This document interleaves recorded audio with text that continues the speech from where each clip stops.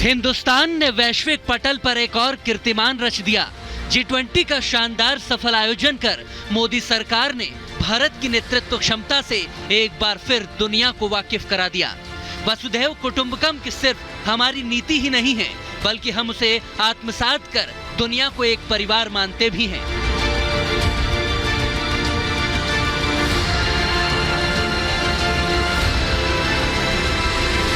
G20 के president के तौर पर भारत पूरी दुनिया का आह्वान करता है कि हम मिलकर सबसे पहले इस ग्लोबल ट्रस्ट डेफिसिट को एक विश्वास, एक भरोसे में बदलें।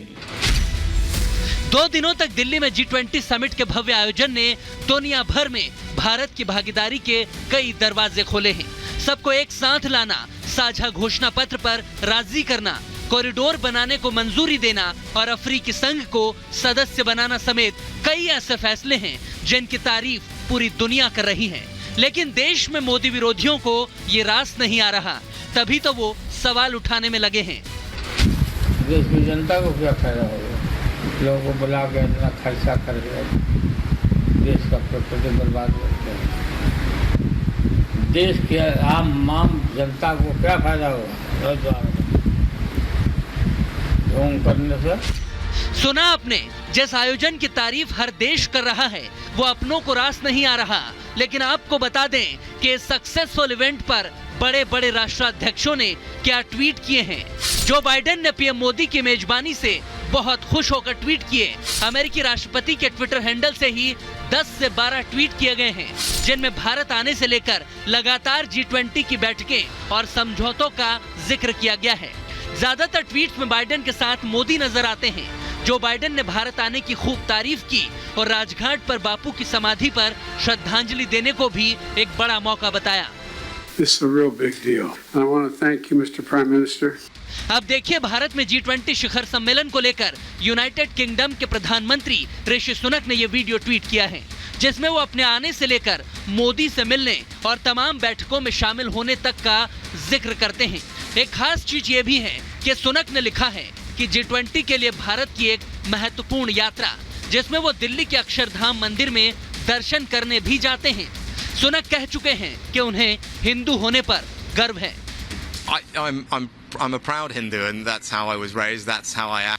सोचिए, एक अंग्रेजी मुल्क का प्रधानमंत्री आकर सनातन और हिंदू धर्म पर गर्व करने की बात कर रहा है, लेकिन राहुल गांधी विदेश जाकर कहते हैं कि बीजेपी जो कर रही है वो हिंदुत्व नहीं है।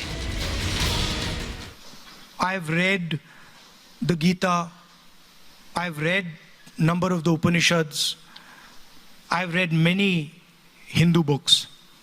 There's nothing Hindu about what the BJP does. There's absolutely nothing.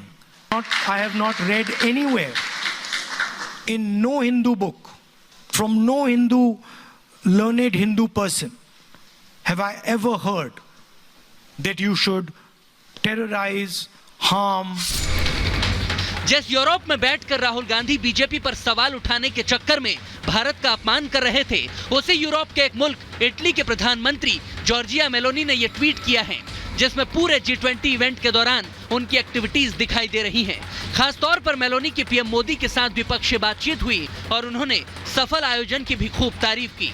India middle east Europe economic corridor बनाने पर भी मुहर लगी है, जिससे इटली ने चीन को झटका देते हुए BRI से बाहर आने के संकेत दे दिए हैं।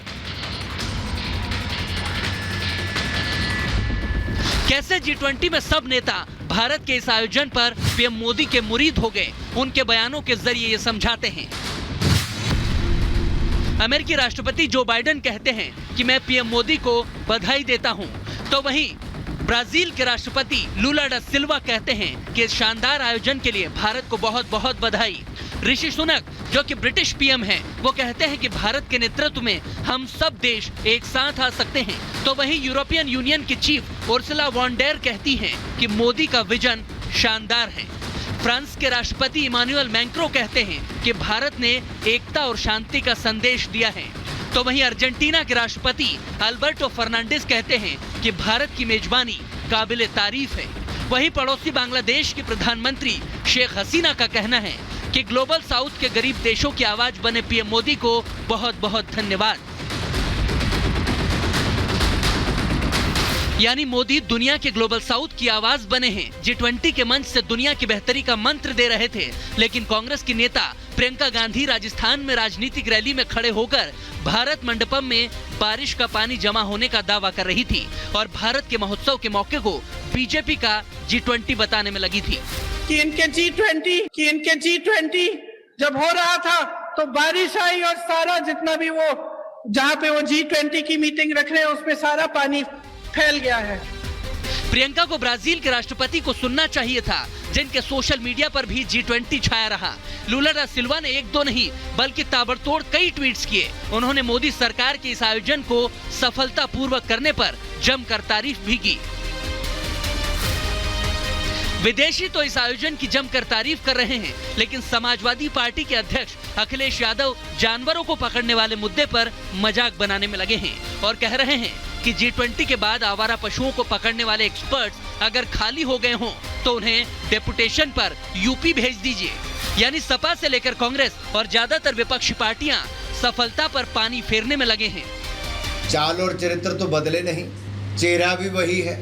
राहुल गांधी जी विदेशी धरती पर जाकर भारत की छवि को खराब करने में लगे हैं। कांग्रेस पार्टी की ओर से जो वो दुर्भाग्यपूर्ण था जो उन्होंने ट्वीट किया और जो शब्दों का प्रयोग किया, मैं समझता हूँ मोदी जी को गाली देना, मोदी जी का विरोध करना उनका कर्तव्य है, लेकिन मोदी जी को गाली देते देते देश को गाली देने लगे। विरोधी कितनी भी खामियां निकालें, लेकिन भव्य तरीके से भारत ने G20 का आयोजन सफल तरीके से कर दिया है और कई कामयाबियां हासिल की है। अब बोलने वाले जो भी बोलते रहें, भारत विश्व गुरु बनने की राह पर सबसे आगे बढ़ चुका है। Bureau report, Republic Bharat.